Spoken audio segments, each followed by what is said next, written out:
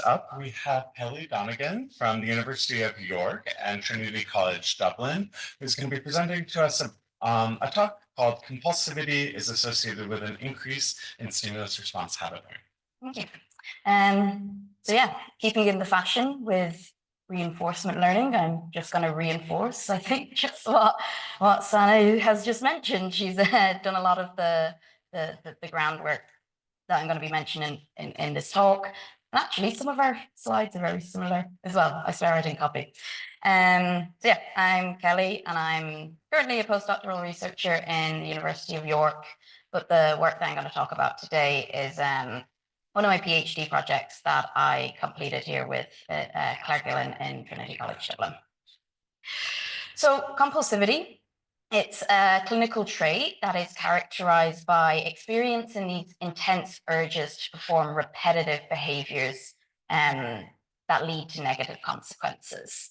And these behaviors persist despite being recognized as harmful, like drug taking, irrational, like checking the door even though you can see physically that it's shut, or misaligned as well with broader goals, like continuing to maybe binge eat despite being satiated.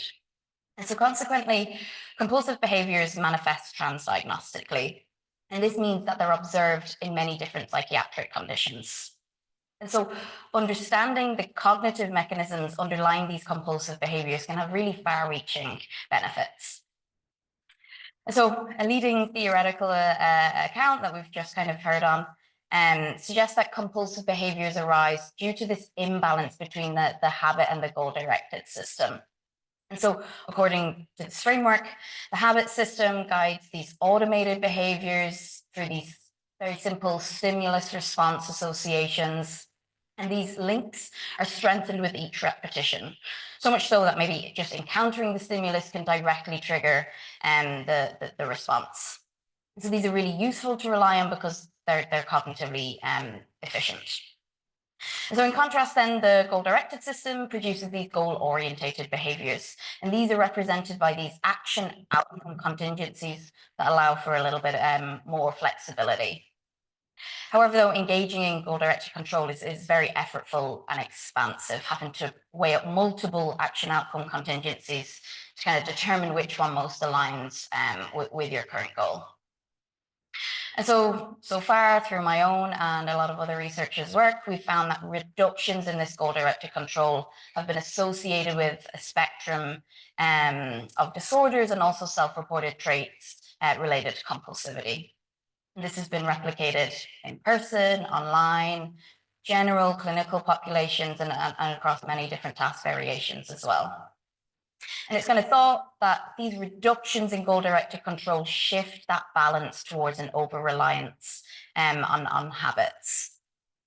But also, I think, yeah, there's more than one way that this imbalance can occur, and that's through an overactive habit system. So this kind of leads us to question whether compulsive individuals not only express, but also form these habits more strongly. Or, though, this might relate to a complete distinct psychiatric profile, and that's comprised of more topographically similar but more lower order forms of repetitive behaviors in psychiatry, ones that have a more strong motor component, for example, tics, skin picking, hair picking, and some autistic-like behaviors like stimming. And so experimentally measuring the habit system, as we've just seen in humans, even though they make up most of our behaviors, has actually proven really, really difficult. And this is because most kind of habit paradigms to date have either muddied the contributions of the stimulus response and goal-directed system, or they just haven't been sensitive of key features of habit formation, like that strengthening with overtraining. Fortunately, though, Robert Hardwick and some colleagues in Johns Hopkins have developed this paradigm that we think could isolate or has been able to isolate the contributions of these stimulus response habits. And so to do this, they asked participants to learn pairings between stimuli and keyboard responses. They then train on these pairings extensively over several days to really strengthen these stimulus response habits. And then after training, 2 of these pairs are swapped, and participants relearn these new mappings until a desired level of accuracy is reached. And then participants are tested on their knowledge of these remappings. And so on trials, like the example shown here where a switch has occurred, if participants respond with the new response, it's kind of considered goal-directed, acted in line with the goal of being accurate. Or if they respond with the previously trained response, it's considered a habitual error. So performing that response that has been built up with repetition and without consideration for its current outcome. But a key distinction between these two systems is their timing. So as I mentioned in the introduction, stimulus response associations are performed almost automatically. And so to be able to kind of detect these really quick behaviors, participants complete this under varying levels of time pressure. And so to do this, participants are asked to respond on the same time on every trial. And this is encouraged by responding in sync with a final equally spaced tone. Stimuli then are either presented short time or a long time in a continuous fashion before this desired response to manipulate how much time participants have to respond. So when you do this, these stimulus response habits, so defined as performing that previously trained response here presented in this orange line, they can be revealed, but only during these short preparation times. So in this study, it was around 300 to 600 milliseconds to prepare your response. And then they also decrease with longer preparation times. And that's when what we think theoretically is that slower but more accurate goal-directed control system kicks in. So this is a really super cool finding in the field because for the first time we could measure these stimulus response habits. However, though, it's really highly burdensome. So you have to ask participants to revisit the lab and come in to see us for several hours over several consecutive days. And so building on the popularity of games in cognitive research that was wonderfully showcased in the workshop earlier this week, we decided to gamify this paradigm, and we delivered it through the Gillen Lab's mental health research app, Eureka. And so just like the traditional, we got participants to learn to train on pairings. This time it was between these falling cogs and button presses. They then do this for several days while also reporting on aspects of their mental health. After training, we swap 2 of the pairs and participants relearn this until a desired level of accuracy. In the test for habits then, instead of that auditory cue, we ask participants to respond when this response bar here turns green. And so the cogs then either appear again shortly or a long time before this flash, manipulating the time participants have to respond. And so we recruited 1,000 participants through Prolific, which is a crowdsourcing platform where workers complete studies in return of payment. And all participants completed 2 variations of training. So they completed minimal over 1 day. This is to act as a bit of a control condition, and we kind of would expect little to no habit formation here, and also extended over 6 days in a counterbalanced crossover design. We then pre-registered the hypotheses and the analyses prior to any data collection. So we first wanted to make sure that the game actually worked as intended. And so we wanted to achieve this by replicating key results from the original in-lab study by Hardwick et al. So here on the left are the original results, and they found reaction times and errors decreased with training. So we replicated both of these findings. Response times on the top and errors on the bottom, they significantly decreased from the initial to the final training session. And these are kind of indicators of habit formation. This was done in our fully remote online sample of 847 participants this time. And so then we wanted to replicate that orange line in the original study. So that's where the proportion of habits increased during short preparation times and then decreased with time. And so in our data, habits were reflected by this purple solid line. And we find that, we found more habits under time pressure, and that this decreases as well with time. We only found this for habit errors and not other random errors that you can make, or following minimal training as well. This is reflected in the graph by these lines that decrease sharply with time. And so this was confirmed statistically, where we find more habits following the extended versus minimal training. So the purple bars are greater than the teal, and that this difference was greatest for these short preparation trials as well. So the left two bars compared to the right two bars.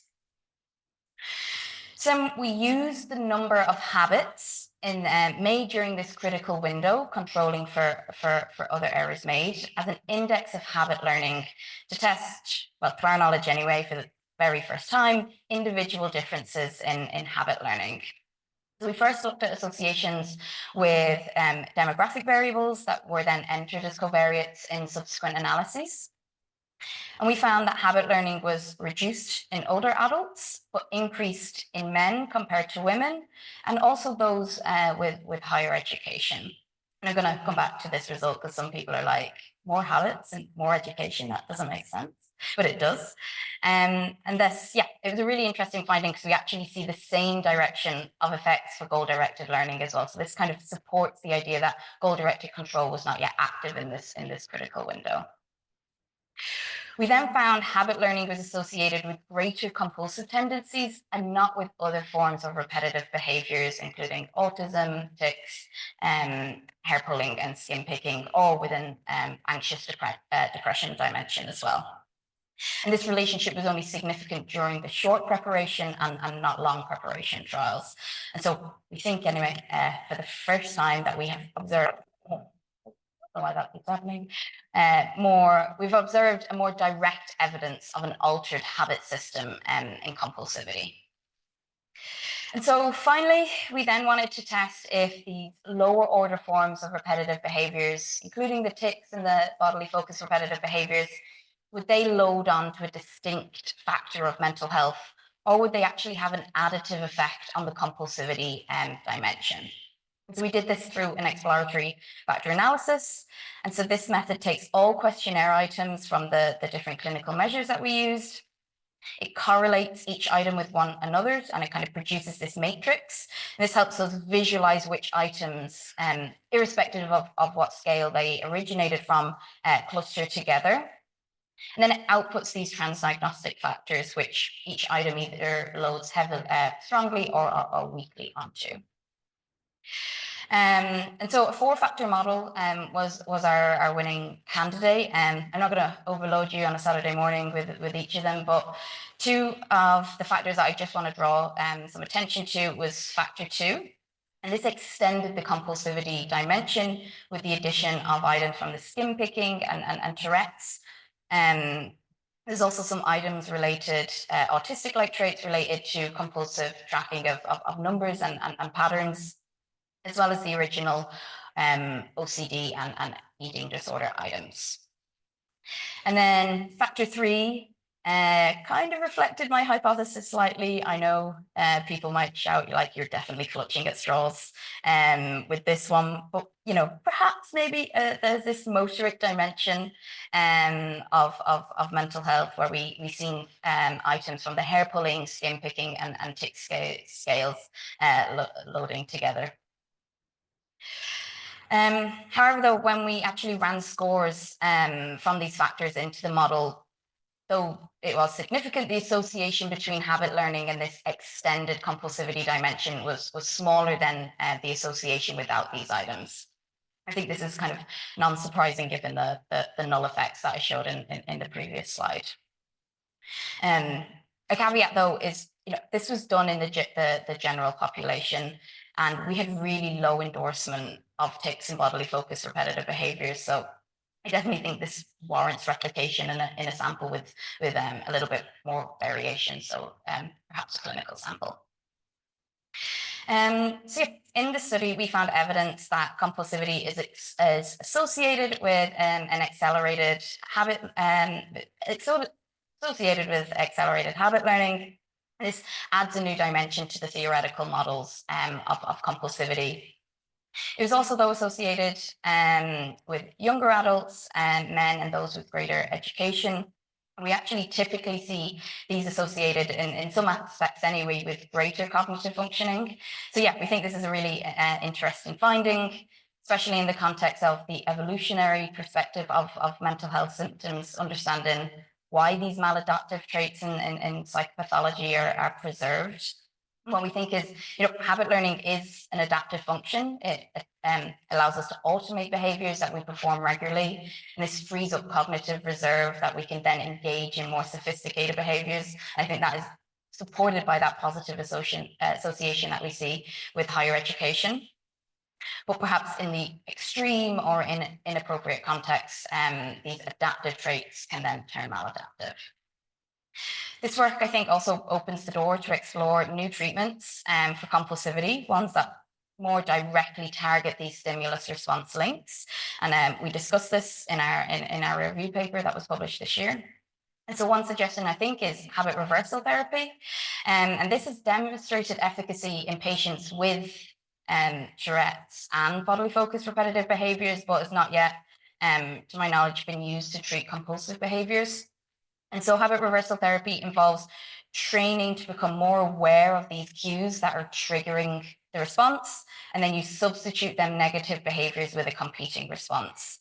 And I really think that this could maybe provide a more robust and tolerable form of treatment compared to exposure response prevention therapy. And this is a primary treatment used in OCD, where patients are exposed to the trigger and then they're asked to withhold their compulsive response. And this can be really uncomfortable and anxiety provoking for the patient.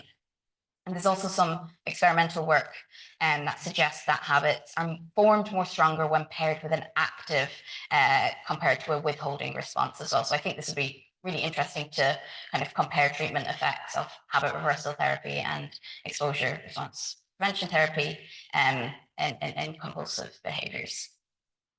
And finally, I think the study demonstrates how smartphones can facilitate within-person assessments. And these are really necessary if we want to start beginning to capture the dynamic processes of cognition at much larger scales that can be conducted using these in-lab methods. So finally, I just want to thank all the heavy lifters on this project and you for listening. There's a link to my pre-reg if you want to read it.